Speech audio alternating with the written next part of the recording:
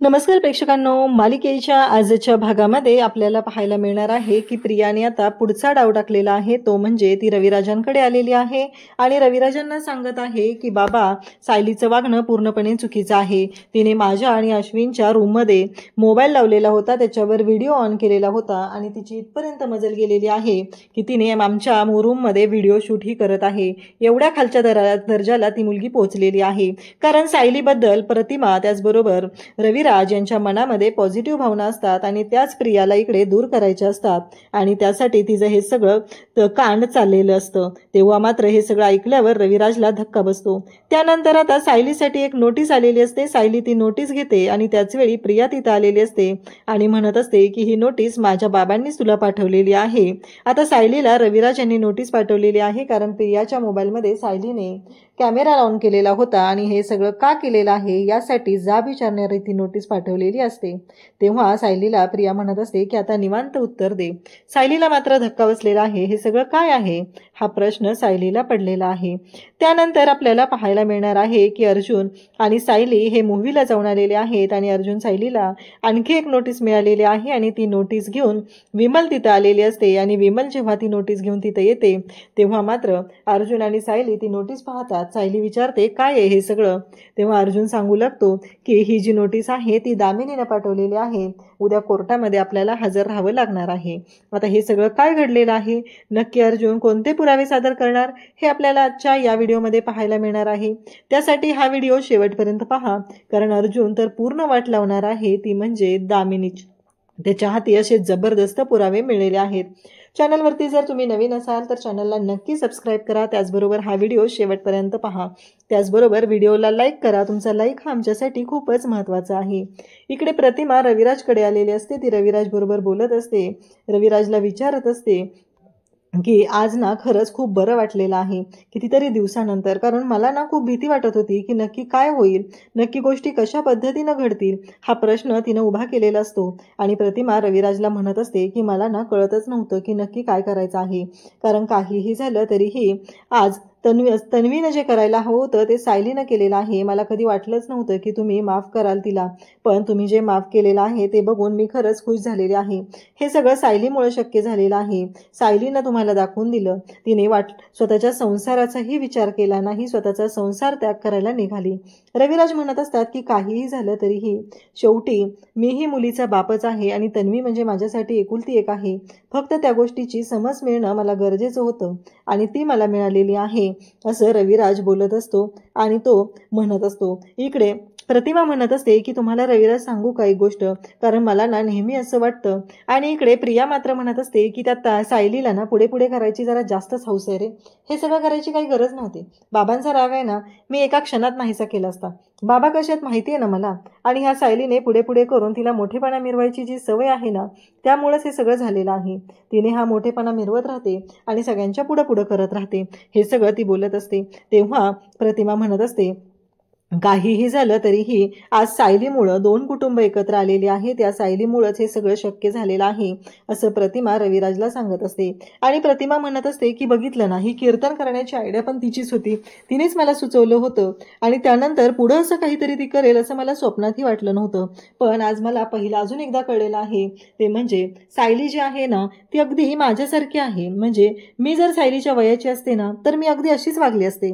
खरं तर तुमच्यावरती जो राग होता, तुमचा राग जो होता तो तन्वीवर होता. तन्वीने स्वतः येऊन तुमचा राग घालवायला पाहिजे होता, तुमच्याशी बोलायला पाहिजे होतं. पण आज इथं घडलेलं असं आहे की तन्वी तुमच्याशी येऊन बोलली नाही, तर सायलीनं तुमचा राग निवडलेला आहे. सायली तुमच्याशी बोललेली आहे. सायलीनं दाखवून दिलेलं आहे की काय गरजेचं होतं. सायलीनं आपल्या समोर आणलेलं आहे की कशा पद्धतीनं वागणं गरजेचं होतं. हे सगळं प्रतिमा बोलत असते. तेव्हा मात्र प्रतिमा म्हणत असते की काहीही झालं तरीही सायली खरंच खूप गुणी मुलगी आहे आणि सायलीमुळंच ह्या सर्व गोष्टी शक्य होऊ शकलेल्या आहेत, असं प्रतिमाचं म्हणणं असतं. इकडे प्रिया म्हणत असते की त्या सायलीला खूप पुढं पुढं करायची हौस आहे ना, तिच्यामुळेच हे सगळं होत असतं ना. आता तिलाच निस्तरू दे, काय निस्तरायचं आहे ते, आपण काय करायची गरज आहे, आपल्याला काय करायचं आहे, असं इकडे ती बोलत असते. आणि या सायलीमुळे हे सगळं झालेलं आहे. माझ्या बाबांचा राग काय मी एका क्षणात घालवू शकले असते, एवढं काय अवघड नव्हतं माझ्या बाबांचा राग घालवणं. काहीही झालं तरीही बाबा माझ्यासाठी किती महत्त्वाचे आहेत हे मला माहितीच आहे, असं तिचं बोलणं सुरू झालेलं असतं.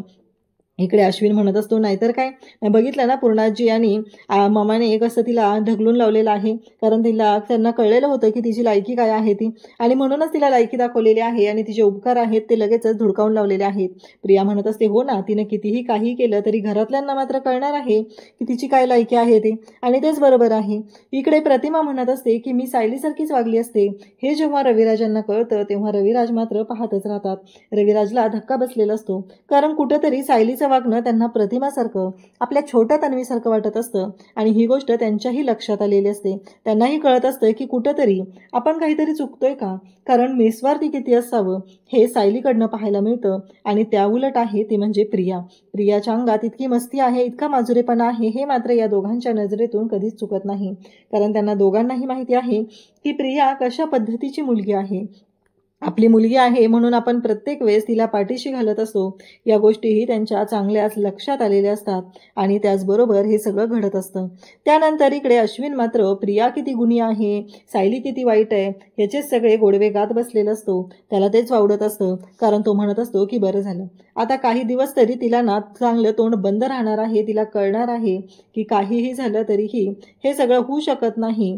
आणि त्याचबरोबर इकडे तो म्हणत असतो की घरातल्यांनीही तिला लायकी दाखवलेली आहे, त्यामुळे आता काही कांड करणार नाही, ती गप्प बसून राहील. आणि मग तो म्हणत असतो की माझ्या बायकोला मात्र तिच्यामुळे जो त्रास होत असतो तो त्रास मात्र होणार नाही. हे सगळं अश्विनचं बोलणं चाललेलं असतं, आणि तेव्हा मात्र प्रिया त्याच्याशी बोलत असते. इकडे रविराज आणि त्याचबरोबर प्रतिमाही बोलत असतात. प्रतिमा म्हणत असते मला असं वाटलेलं की काहीही झालं तरीही मला असं वाटलं होतं सायलीनं जे केलेलं आहे ते खरंच खूप भयानक होतं. माझं मन मला म्हणत होतं की समजा तुम्ही जर तिथं माफ केलं नसतं आणि सायलीने स्वतःच्या संसाराचा त्याग केला असता तर.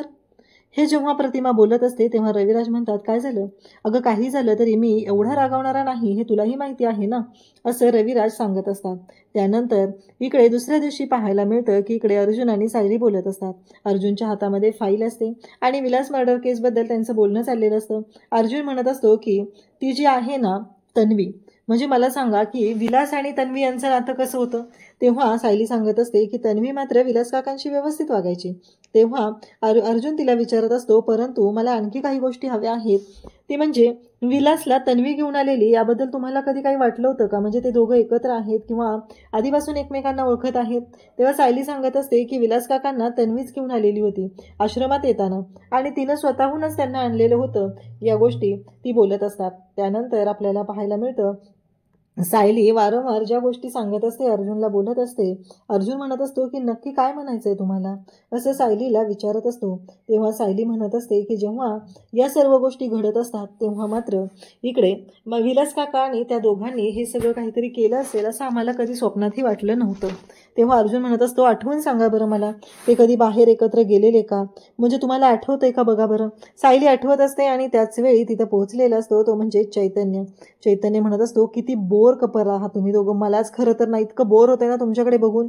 अरे कसं आहे माहिती आहे का अर्जुन, एक गोष्ट लक्षात ठेव, काहीही झालं तरीही तुझ्या ही गोष्ट लक्षात का येत नाहीये की आत्ता मी काय सांगतोय ते बघ जरा एकदा, असं म्हणत बोललं जात असतं. आणि तेव्हा चैतन्य जो आहे तो अर्जुनला म्हणत असतो की अरे तुमचं लग्न जरी आत्ता आधी झालेलं असलं तरीही तुम्ही एकमेकांच्या प्रेमात जे आहे ते आत्ता पडलेले आहात, त्यामुळे जरा रोमॅन्टिक राहा. तुमच्या रोमांच्या गप्पा खरंच ऐकून माझ्या अंगावरती रोमांच आलेले आहेत, कारण तुमच्या गप्पा इतक्या भारी होत्या ना त्याचा विचारही मी करू शकत नाही. कारण काहीही झालं तरीही तुम्ही ज्या रोमांच्या गप्पा मारत होता त्या म्हणजे महिपत आणि विलास मर्डर केस, तुमच्या रोमांसमध्ये हे सगळं जेव्हा एक आहे ते म्हणजे हे सगळं जेव्हा घडत असतं तेव्हा सगळेजण इकडे अर्जुन म्हणत असतो काय चैतन्य म्हणत असतो खरंच तुमच्या ना या रोमांसला दाद दिली पाहिजे, असं चैतन्याचं बोलणं चाललेलं असतं.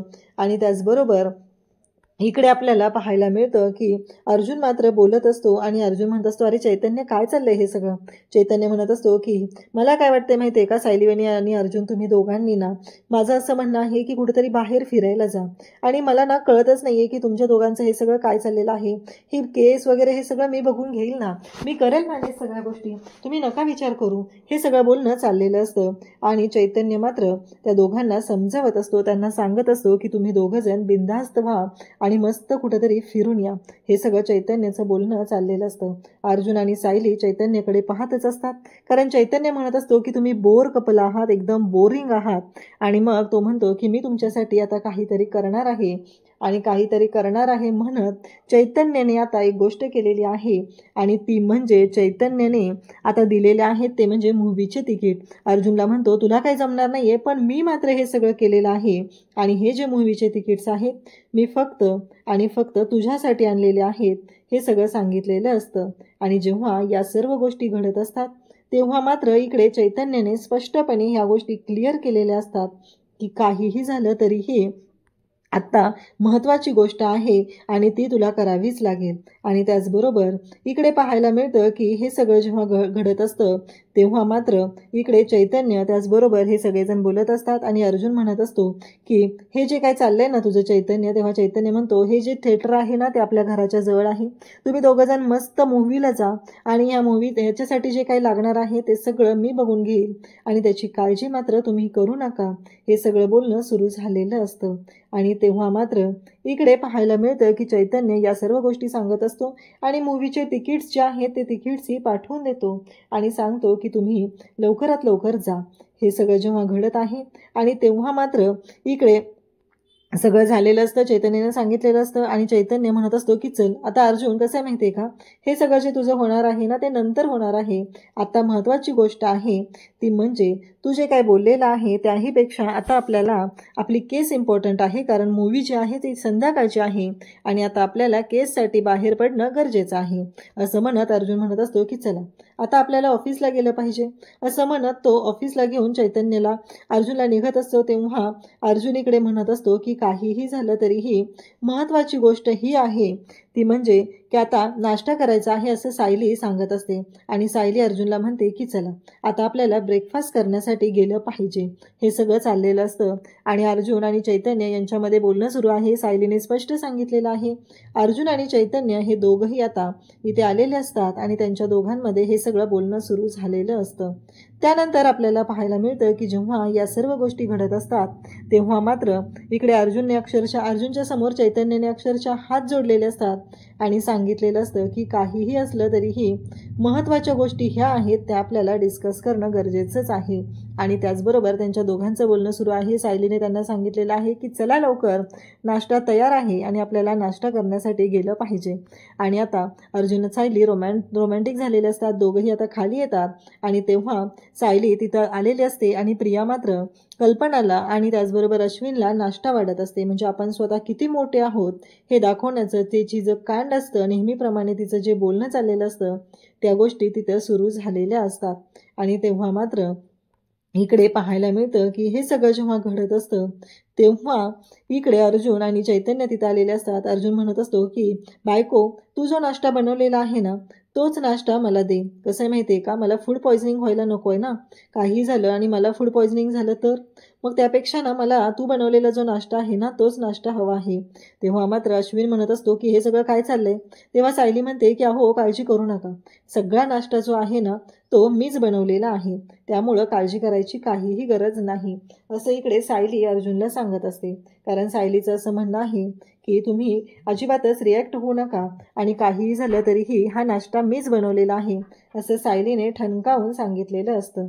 त्यानंतर इकडे पाहायला मिळतं की जेव्हा या सर्व गोष्टी घडत असतात तेव्हा मात्र अर्जुन तिथे म्हणत असतो की मम्मा, मला तुला ना एक गोष्ट विचारायची आहे. तेव्हा प्रिया म्हणत असते की आई, मी जर माहेरी जाऊन आलं तर चालेल का, असं प्रियाचं बोलणं चाललेलं असतं. आणि तेव्हा मात्र इकडे अर्जुन म्हणत असतो की मम्मा, एक गोष्ट लक्षात ठेव, ही माहेरी जाण्याबद्दल मला काही शंका नाही आहे, पण आफ्टर ऑल ही अस्मिताईची मैत्रीण आहे, म्हणजे माहेरी जाता जाता तिथंच ती सेटल नाही झाली तर, असं अर्जुन मुद्दाम बोलत असतो. तेव्हा मात्र प्रियाची चांगलीच लायकी काढली जात असते. आणि मग इकडे अर्जुन म्हणत असतो की कसं आहे माहिती आहे का, माझी बायको इथं आहे ना म्हणून मी तुमच्याशी नीट तरी बोलतो, एवढं लक्षात ठेव. जर माझ्या बायकोने माझ्यावरती कंट्रोल केला नसता, तिने मला सांगितलं नसतं ना, मी तुला वेळीच आवर घातला असता, एवढं लक्षात ठेवायचं आहे. अश्विन मात्र चिडत असतो. तेव्हा प्रिया म्हणत असते की काळजी करू नको अश्विन, हे अपमानांची या सगळ्याची मला सवय झालेली आहे, बोलू दे काय बोलायचे ते, मला फरक पडत नाहीये. आणि इकडे अश्विन मात्र ओरडायला तयारच असतो. तेव्हा सायली येते, डबा भरून घेऊन येते आणि म्हणते की अहो हाच डबा घ्या आणि निघा तुम्ही, याच्यामध्ये जेवण नाश्ता सगळं दिलेलं आहे असं सायलीने ठणकावून सांगितलेलं असतं आणि त्या दोघांना जायला सांगितलेलं असतं. आणि इकडे सायलीने प्रियाची बाजू घेत या सर्व गोष्टी केलेल्या असतात आणि इकडे अर्जुनला जायला सांगितलेलं असतं. अर्जुन आता ऑफिसला जायला निघतो आणि इकडे चैतन्य आणि अर्जुन जाताना मात्र म्हणत असतात की बघा विचार करा, अस्मिताई कशी आहे माहिती आहे का, माहेरी येत होती आणि कायमची माहेरीच राहिली. तसं हिने झालं तर मला काय प्रॉब्लेम नाही आहे, म्हणजे माझ्यासाठी तर खूपच चांगली गोष्ट आहे असं अर्जुन बोलत असतो. दामिनीने साक्षीला सगळ्या गोष्टी खऱ्या सांगण्यास सांगितलं आहे. एकही गोष्ट माझ्यापासून लपवू नका, कारण डॉक्टरपासून आणि वकिलापासून कोणतीच गोष्ट लपवायची नसते. अन्यथा डॉक्टरांना खोटं सांगितलं तर उपाय चांगला होत नाही आणि वकिलांना जर का खोटं बोललं तर वकील केस जिंकू शकत नाही. अशा पद्धतीने दामिनीने साक्षीला सांगितले की प्रत्येक गोष्ट तुम्ही मला खरी सांगायला पाहिजे. आणि तेव्हा साक्षीने सांगितले की मी खून केलेला आहे. त्याचबरोबर अथर्व विचारेला मीच उभा केलेलं होतं. त्याच वेळेस महिपतमध्ये बोलू लागतो आणि म्हणतो, तो अथर्व विचारे हिचा भाऊ नव्हता तरी देखील आम्ही त्याला उभं केलं होतं. तेव्हा दामिनी त्याला म्हणते, शट तोंड बंद ठेवायचं. मी ज्याला विचारलंय फक्त तोच व्यक्ती बोलणार, मध्ये मध्ये अजिबात बोलायचं नाही. आणि मग आता साक्षीनं सांगायला सुरुवात केली आहे की अथर्व विचारे हा माझा भाऊ नसताना देखील मी त्याला माझा भाऊ बनवला आणि मी त्याला असं दाखवलं की तो मेलेला आहे. पण अर्जुनने मात्र चालाकीने त्याला कोर्टामध्ये हजर केलं. तेव्हा आता तिच्यासमोर बसलेली दामिनी म्हणते, तुला जे काय बोलायचं असेल ना ते आता मोबाईलमध्ये मी रेकॉर्ड करून घेणार आहे, कारण ते सगळं रेकॉर्डिंग मला लागणार आहे. खरं तर हे ऐकल्यावर साक्षीला थोडा धक्का बसलेला असतो, कारण याचा उलटसुद्धा उपयोग केला जाऊ शकतो असं तिला वाटत असतं. ती महिपतकडे पाहते पण महिपत तिला यस म्हणतो आणि आता साक्षीनं सांगायला सुरुवात केलेली आहे. जे काय असेल ते सगळं मोबाईलवर आता रेकॉर्ड होणार आहे आणि दामिनीनं ते सगळं रेकॉर्ड करून घेतलेलं आहे. दामिनीने मोबाईल सुरू केलेला आहे आणि तो साक्षीच्या समोर ठेवला आहे आणि जे काय झालेलं आहे आत्तापर्यंत तू जेवढं जेवढं खोटं बोललेलं आहे, खोटे पुरावे सादर केलेले आहेत ते सगळं सांगायचं असं तिने सांगितलेलं आहे. तेव्हा साक्षी सांगायला सुरुवात करते, पहिल्यांदा मी शिवानी नावाच्या मुलीला खोटी साक्ष द्यायला लावली होती, कारण मी तिथे नव्हते. जेव्हा मी बारमधून बाहेर पडले तेव्हा अर्धा तास मी तिथे नव्हतेच. मला दाखवायचं होतं की मी बारच्या बाहेरच तिथे आहे आणि म्हणूनच मी शिवानी नावाच्या मुलीला सांगितलेलं होतं की तिने मला पाहिलेलं आहे. मी ड्रायव्हिंग करत होते आणि माझ्या कारमधून उतरून मी उलट्या करत होते असा जबाब मी तेथे द्यायला लावला आणि शिवानीने तो जबाब दिलेला होता. पण त्याच वेळेला अर्जुनने शिवानीला उलट-सुलट प्रश्न विचारून माझा जबाब हा खोटा आहे असं तेथे सिद्ध केलेलं होतं. शिवानी माझ्यासाठी खोटं बोललेली आहे असं तिनं स्वतःहून कोर्टामध्ये सांगितलेलं होतं आणि त्यावेळेस मी तोंडावर पडलेले होते. त्यानंतर मी दुसरा व्यक्ती सादर केलेला होता, तो म्हणजे अथर्व विचारे. म्हणजेच मी सांगितलं होतं की अथर्व विचारे हा माझ्या आईच्या अनैतिक संबंधातून जन्माला आलेला होता आणि तो माझा सावत्र भाऊ होता. पण ती देखील केस जास्त वेळ चालू शकली नाही, कारण अर्जुनने ऐन वेळेला अथर्व विचारे या व्यक्तीलाच कोर्टामध्ये हजर केलं आणि त्याच्या तोंडून वधून घेतलं की तुम्ही साक्षी शिकरेला ओळखता का? तेव्हा त्याने सांगितलं की मी यांना ओळखत नाही आणि त्यावेळीच देखील मी तोंडावर पडलेले आहे. तिचं सगळं बोलणं रेकॉर्ड होत असतं. आता दामिनीला समजलंय की साक्षीने नेमकं काय काय केलेलं आहे, कारण साक्षीने स्वतःहूनच तिच्या तोंडाने सगळं काही सांगितलेलं आहे. आणि दामिनी सगळं ऐकते आणि म्हणते, ठीक आहे, आता काहीच काळजी तू करू नको, जे काय करायचं असेल ते मी सगळं करते. तुझी साक्ष मी आता व्यवस्थितपणे नोंदवून घेतलेली आहे. इकडे अर्जुन विचार करत बसलेला आहे. चैतन्य त्याच्या समोर आहे आणि चैतन्य अर्जुनला दुसऱ्या एका केसबाबत विचारत आहे. पण अर्जुन मात्र या केसमध्येच अगदी गूढ होऊन विचार करत आहे आणि चैतन्य त्याला विचारतोय, काय झालंय? अहो साहेब, जरा इकडे लक्ष देता का? आपण दुसऱ्या केसविषयी बोलतोय. तेव्हा अर्जुन म्हणतो, बाकी सगळ्या केस तू हँडल कर, पण आता मला या आश्रम केसविषयीच विचार करणं गरजेचं आहे. चैतन्य म्हणतो, अरे वा, मग डोक्यात काय विचारत आहेत ते जरी मला समजले तर बरं होईल. तेव्हा अर्जुन म्हणतो की मला कळत नाहीये, तन्वी ही खूप चलाक कॅरेक्टर या सर्वांमध्ये आहे. मला असं वाटतं की तन्वीचा आपण मोबाईल चेक केला पाहिजे. तन्वीचे सगळे कॉल रेकॉर्ड्स चेक केले पाहिजेत, कारण तन्वी आणि विलास यांची मैत्री आहे असं मला वाटतं आणि म्हणूनच विलास आणि तन्वी हे दोघेही त्या दिवशी आश्रमामध्ये माघारी आलेले होते. ते दोघेही माघारी येण्याचा काहीतरी संबंध आहे, पण तो आपल्याला सिद्ध करता येणार नाही आणि तो जर का सिद्ध करायचा असेल तर तन्वी म्हणजेच प्रिया हिचे सगळे कॉल रेकॉर्डिंग खुनाच्या रात्रीचे आपल्याला चेक करणं गरजेचं आहे असं आता त्याने चैतन्याला सांगितलेलं असतं. तर इकडे सायली स्वयंपाक करत असते सायली सगळा स्वयंपाक करून उरकून ती आता मूव्हीला जाणार असते आणि त्याच वेळेला तेथे कल्पना येऊन बसलेली असते. कल्पना तिच्या समोरच येऊन बसलेली असते, पण ती सायलीला अजिबात बोलत नसते आणि कुठल्याच गोष्टीत मदत देखील करत नसते. सायलीने स्वतःहून सगळा स्वयंपाक संपवलेला असतो आणि आता ती तिला सांगायला आलेली असते, की मी आज मूव्हीला जाणार आहे. अगोदर सर्व गॅस कट्टा वगैरे ती व्यवस्थित पुसून घेते. कल्पना मात्र तिच्याकडं कसलंच लक्ष देत नसते. कल्पना असं दाखवत असते, की मी काहीतरी कामामध्ये गर्क झालेले आहे आणि माझं तुझ्याकडं अजिबात लक्ष नाहीये. तिकडे चैतन्य आणि अर्जुन ते दोघेही अजूनही बोलत असतात. चैतन्य अर्जुनला म्हणत असतो, आपल्याला त्या दिवशीचे सगळे कॉल रेकॉर्ड्स चेक करणं गरजेचं आहे. पण चैतन्य म्हणतो, हे हे सगळं करणं खूप कठीण आहे. कारण अजूनही रविराज तन्वीचा वकील आहे आणि हे सगळं करताना आपल्याला खूप मोठी अडचण येऊ शकते. तेव्हा अर्जुन म्हणतो, मग यावर काय उपाय करावा? त्यावर चैतन्य म्हणतो, डायरेक्ट आपल्याला लीगल पद्धतीनं तर तिचा मोबाईल चेक करता येणं शक्य नाहीये. आपल्याला दुसरी कोणतीतरी पद्धत वापरावी लागणार आहे. म्हणजेच त्याला सुचवायचं असतं, की इल्लीगल पद्धतीनं आपल्याला तिचा मोबाईल मिळवावा लागणार आहे आणि तिचे कॉल रेकॉर्ड्स चेक करावे लागणार आहेत. पण अर्जुनला सध्या ही आयडिया काही पसंत पडत नाही. अर्जुन म्हणतो, आपण नोटीस पाठवून तिचे ते सगळे कॉल रेकॉर्ड्स चेक करू शकतो. चैतन्य म्हणतो, पण या सर्व गोष्टींना खूप वेळ लागू शकतो. अर्जुन म्हणतो, काही जरी झालं तरी आपल्याला कॉल रेकॉर्ड्स मात्र चेक करावेच लागणार आहेत, कारण त्या कॉल रेकॉर्ड्समध्ये आपल्याला खूप सारे पुरावे मिळू शकतात. आजपर्यंत न उलगडलेल्या कितीतरी गोष्टी त्या कॉल रेकॉर्ड्समधून उघडू शकतात, असं मला वाटत आहे. त्याच वेळेला चैतन्य विषय बदलतो आणि म्हणतो, अहो महाशय, तुम्ही एक गोष्ट विसरून गेला वाटतं. अर्जुन म्हणतो, काय? तेव्हा चैतन्य म्हणतो, आज तुम्हाला मूव्ही डेटला जायचं आहे, ते तुम्ही विसरून गेलात का? कारण सायली घरी वाट पाहत असेल. तेव्हा अर्जुन एकदम स्मितहास्य करतो आणि म्हणतो, हो खरं, ही गोष्ट मी विसरलोच होतो, पण अजून थोडा वेळ आहे. मी पटकन आवरतो आणि निघतो.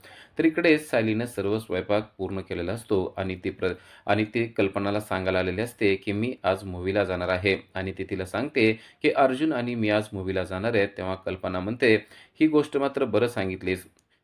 तुम्ही मॅरेज केलेलं आहे आणि कॉन्ट्रॅक्ट केलेलं आहे, ती गोष्ट सांगितली नाही. पण आज मूव्हीला जाणार आहे ही गोष्ट मात्र सांगितली. अशा छोट्या-छोट्या गोष्टी सांगायच्या आणि मोठ्या-मोठ्या गोष्टी कशा लपवून ठेवायच्या ना, मला वाटतंय ते तुझ्याकडून शिकलं पाहिजे. मला काही सांगायची गरज नाहीये. तुला जिकडं जायचंय तिकडं जा, असं ती तिला बोलते. तेव्हा सायली म्हणते, असं जरी तुम्ही वरून-वरून बोलत असलात, तरी तुमच्या मनामध्ये काय आहे ना, ते मला समजतं.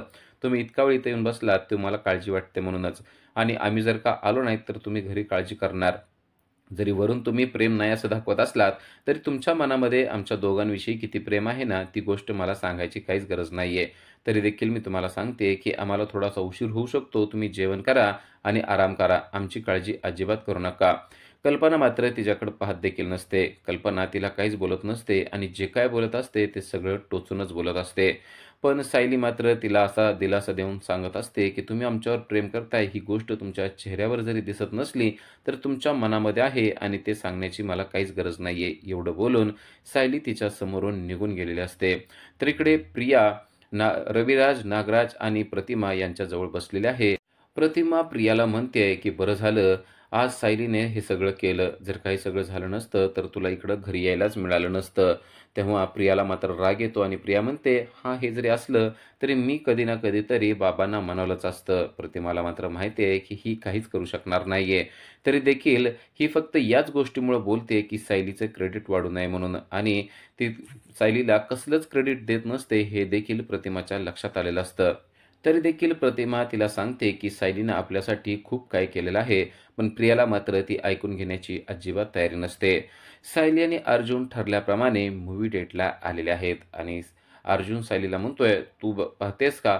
तुम्ही पाहताय का? तिकडचे ते लोक, तो तो तिथला तो मुलगा, ती मुलगी, हे सर्वजण माझ्याकडे पाहतायत आणि ते मला असं म्हणतायत, की हा माणूस अतिशय नशिबवान आहे." तेव्हा सायली म्हणते, "असं कसं काय ते म्हणतायत?" अर्जुन म्हणतो, कारण तुमच्यासारखी सुंदर बायको मला मिळालेली आहे आणि ती आज चक्क माझ्याबरोबर मूव्ही डेटला आलेली आहे. तेव्हा सायली खुदकन हसते आणि म्हणते, हो का? तुम्हाला दिसतोय का तो मुलगा आणि हां, ही इकडची मुलगी, ते देखील असंच म्हणत आहेत, की माझ्याबरोबर अतिशय रुबाबदार असा एक नौजवान पुरुष माझ्याबरोबर आहे आणि तो माझ्याबरोबर मूव्ही डेटला आलेला आहे. तेव्हा अर्जुन देखील हसायला लागतो आणि सायली त्यांना सांगते, की तुम्हाला आठवतंय का?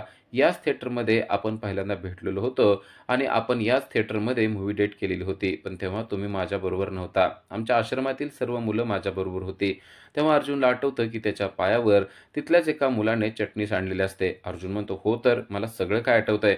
तुम्ही होतात ना, अगदी माझ्या समोरच तुम्ही बसलेले होतात आणि मला तुम्ही सिनेमा देखील पाहू दिला नव्हता. त्या मुलांनी किती गोंधळ घातला होता." सायली म्हणते, "हां, आता आठवतंय ना तुम्हाला? आज कसं वाटतंय ते सांगा." अर्जुन म्हणतो, "तो दिवस आणि आजचा दिवस यामध्ये जमीन आसमानचा फरक आहे." तेव्हा सायली सांगते, की "अहो, त्या दिवशी ना आम्हाला तिकीटं मिळाली होती म्हणून आम्ही सिनेमाला पोहोचलेलो होतो." उद्याच्या भागामध्ये आपण पाहणार आहोत, की प्रियाने मुद्दाम रविराजला सांगून ठेवलेलं आहे, की सायलीनं त्यांच्या रूममध्ये मोबाईल लावून ठेवलेला होता आणि त्याचा व्हिडिओ देखील ऑन करून ठेवलेला होता आणि त्यामुळं चिडलेल्या रविराजने सायलीला नोटीस पाठवलेली आहे. नोटीस मिळता क्षणी प्रिया देखील तेथे पोहोचलेली असते आणि प्रिया सांगते, की "तू केलेलं कांड आहे ना, त्यामुळेच तुला नोटीस पोहोचलेली आहे." तर इकडे अर्जुनला देखील दामिनीने नोटीस पाठवलेली आहे आणि कोर्टात हजर राहण्यास सांगितलेलं आहे. आता अर्जुन आणि सायली दोघांनाही कोर्टात हजर राहणं गरजेचं आहे. अशाच अपडेटसाठी आजच आमच्या चॅनलला सबस्क्राईब करा. Thank you.